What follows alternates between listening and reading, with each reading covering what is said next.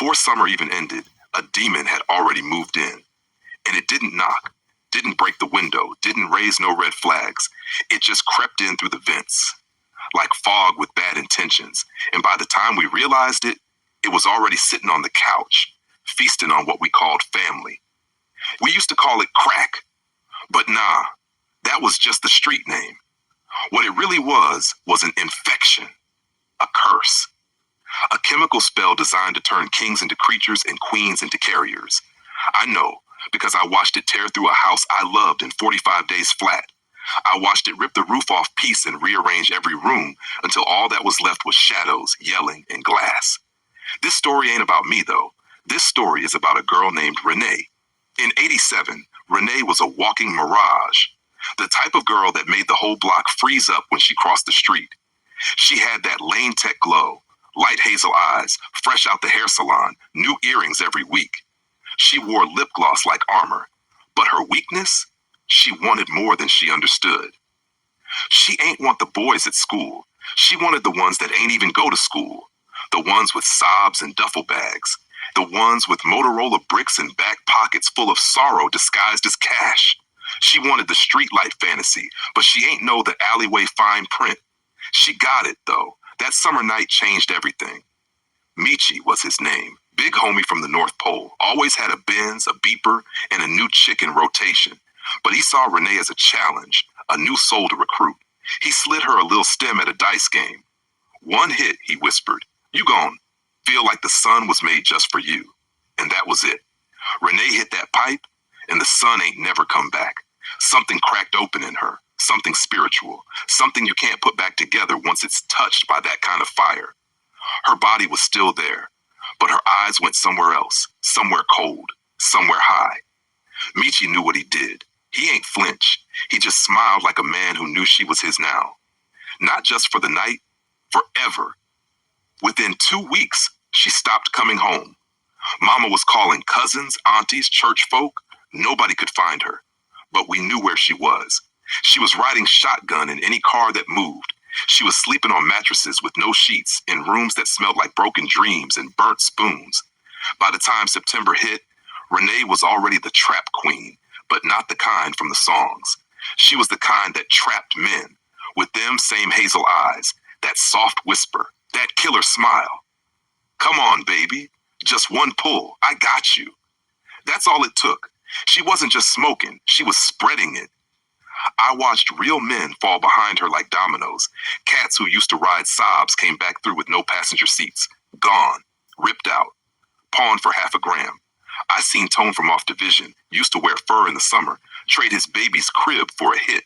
I seen my uncle, the same one who taught me how to fix a bike chain, look me in the eyes and still light up right in front of me. Didn't blink, didn't apologize, just exhaled. But the one that hurt the most? Tone. Tone was that dude. Not just respected, feared. Black Lexus coupe, gold frames. Kept his little bro in Catholic school while he ran 6 corners and 10 runners. He ain't even cuss in front of old folks. He was the last one we thought would fall. But one night, he kissed Renee behind the laundromat off Kedzie.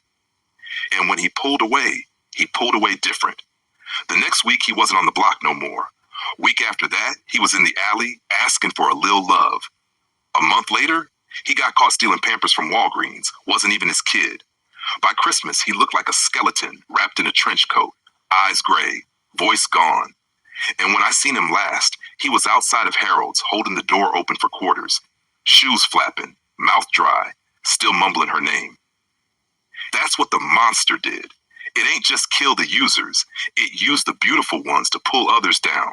Renee didn't mean to be no villain, but that don't matter. Because once you start dragging bodies, your intentions stop counting. She didn't just fall. She opened the gates. And crack wasn't just a drug. It was a damn ritual, a sacrifice. And Renee was the altar they used to feed it. There are Renees still walking today. You see them. You hug them. You call them mama, grandmama, auntie, sis. They in recovery now. They got jobs. They got grandkids. They sit quiet at the cookout, but their silence got chapters. Whole books of pain, never opened. Whole libraries of warning, never spoken. And some of them, they just try to forget. They try to bury who they was in 87, in 93, and '01, but we still dying. The pipe just changed shape, the trap just got digital, but the monster, he's still breathing.